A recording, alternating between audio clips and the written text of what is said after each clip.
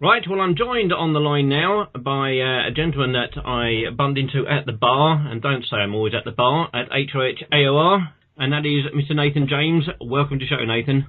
Thank you very much for having me. That's all right. Many thanks for popping on and having a quick chat. Obviously, we had a chat at HOH, which was pretty amazing do, it has to be said. Yeah, it was a great night. Very good weekend, actually. Very good weekend. Obviously, there's a lot of posts of the footage of your good self with Jeff Scott Soto online. Yeah, it's a bit of a blur, actually. It was so late in the day, I think. Late, I think would be an understatement. Yeah, when I'm about 1:55 or something, so I was absolutely knackered, but it was such a good gig, and it was really a great honour to perform with my brother Jeff for the people at HOH. Yeah, Jeff is a great guy. Obviously, you two get on like a house on fire. Yeah, he took me under my wing on tour with Trans-Siberian Orchestra, under his wing even. And he's just so friendly and so lovely, and he gives me great advice and has put me in touch with some fantastic people, so I owe him a lot, really. Well, obviously, you had a success with Trans-Siberian Orchestra winter just gone. Are you going to be doing it again this coming autumn/winter? Yes, I will. I had the most wonderful time over there, and I love performing that stuff. That music is so much fun to perform and to sing, so I will definitely be returning this winter back to the West Coast to do the tour. And I'm gutted for the fact that I've never had a chance to see them. I mean, obviously, Trans-Siberian Orchestra only came over to the UK once, and for those of you out there who are not familiar with the stage setup, I hate to think what the expense must have been for bringing it over to the UK, because it's quite enormous. Yeah, and I don't know if they brung the whole thing, but it's kind of, you have to go there to see it, really. It's something else. I don't think there's anyone in the world touring at that level, really. Well, it's like how it was back in, and I'm going to show my age now, back in the late 80s, when you had what I still call the big sort of theatrics of rock concerts, something you don't get as much these days, I feel. Yeah, I would agree. I think the TSO show is, but it's not dated. That's the thing. It's very current, and all the flashing lights and lasers and pyro is spectacular, and it changes every year. So the people that came last year will be getting an entirely different show this year, which I think is fantastic. It's great value for money as well. I mean, just the level of musicians that are obviously part of TSO on the tour is staggering. Yeah, like, I turn to my left and there's Al Petrelli, who's the musical director of the West Coast Band, which is just insane. I turn around, John O'Reilly's on drums. It's just a fantastic bunch of musicians, and also really great people. And when you work with pros on that level, there's no need for ego or no need for drama. They just do a great job, and it's a real joy to tour with them as well as perform with them. I mean, going back on the stuff that you've done, obviously I first saw you on The Voice, whenever that was. I mean, I had a quick check-up. I knew some of the stuff you've been doing, but I didn't realise how much stuff you've actually done. You'll just take us through some of the sort of what, I suppose, you'd call the highlights of your career apart from TSO. Well, when I did the Andrew Lloyd Webber Search for Jesus, the only reason I did the show is because I'm not really a huge Andrew Lloyd Webber fan, but that piece, the Jesus Christ Superstar, the album, is phenomenal. And also, a load of my heroes have played the role of Jesus, and I kind of fancied it for myself. So I did that. Obviously, it came fifth in that. That was a fantastic experience, and I would do it all again tomorrow. I toured Europe with Thriller Live, the Michael Jackson show, as the rock singer in that, so I sung all of his like more rocky tunes and put my spin on it. Gosh, what else?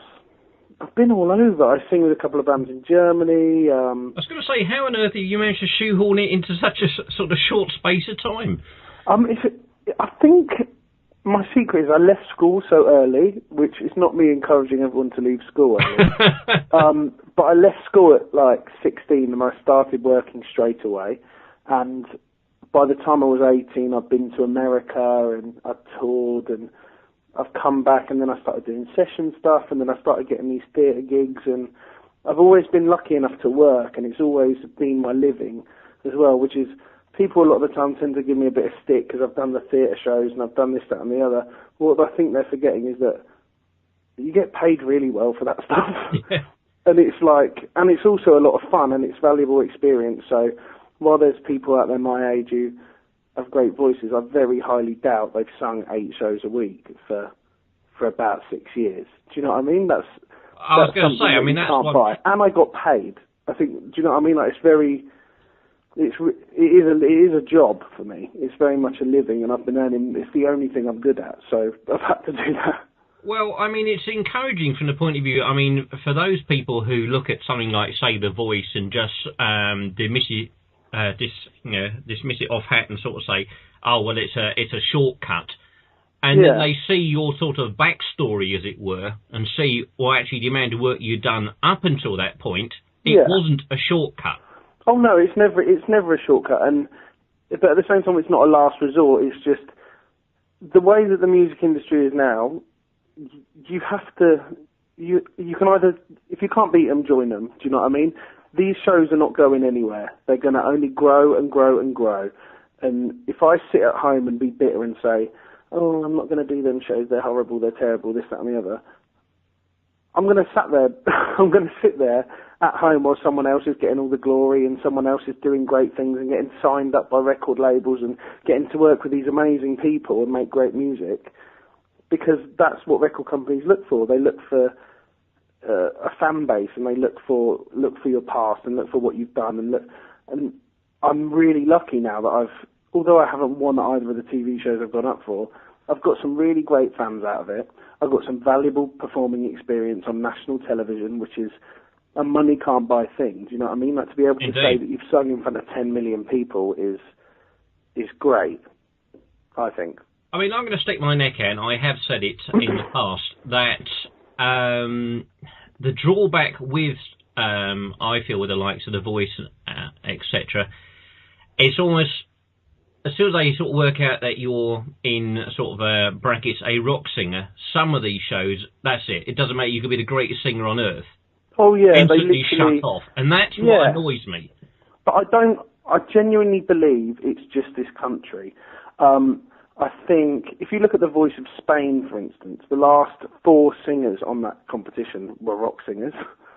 Well, it's the same as Swedish Idol, when you consider... Swedish Idol, yeah. Because Eric, is now the lead singer of Heat off the back of that. Yeah. And that's what I'm saying. I genuinely just believe it's this country. And people are scared of the word rock, which is fine. But you have to give it... I feel like you have to give rock to the British public in another form, which is why I'm doing this tour that I'm doing, Bohemian Rhapsody, celebrating the music of Queen, because everyone loves Queen. Oh, absolutely. It bodes itself really well for a stage show, and for anyone who's seen We Will Rock You or anything which like that, it's not like that. It's not got a terrible story. It's literally just the music of Queen performed by 6 fantastic singers with a great band, a really, really strong band.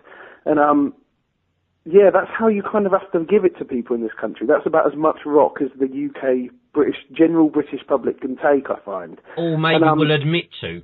Yeah, or they will admit to, or, do you know what I mean? They maybe dance to, like, some Bon Jovi when they're drunk in Wetherspoons. Do you know what I mean? Like, that's about as far as they go.